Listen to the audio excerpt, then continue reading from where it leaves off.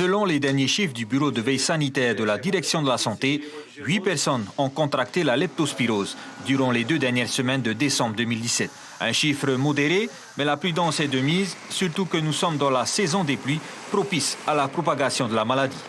Le facteur de risque le plus fréquemment identifié, c'est dans les jardins. C'est les agriculteurs, c'est les personnes qui font leur phare à poux, qui ont probablement des pieds pas protégés dans des terres humides. Il y a également des personnes qui nettoient les inondations chez eux. Du coup, après chaque forte pluie, on a une augmentation du nombre de cas. On avait très bien vu ça l'année dernière, après les inondations de janvier-février.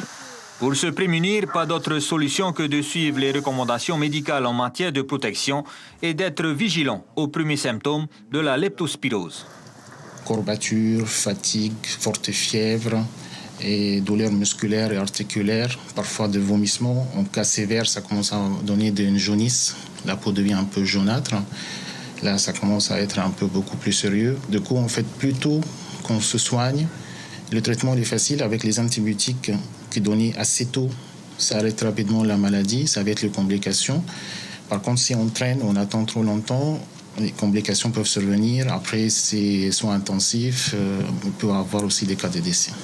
Soyons donc synogades, la période pluvieuse n'est pas encore terminée. La bactérie de la leptospirose est encore active.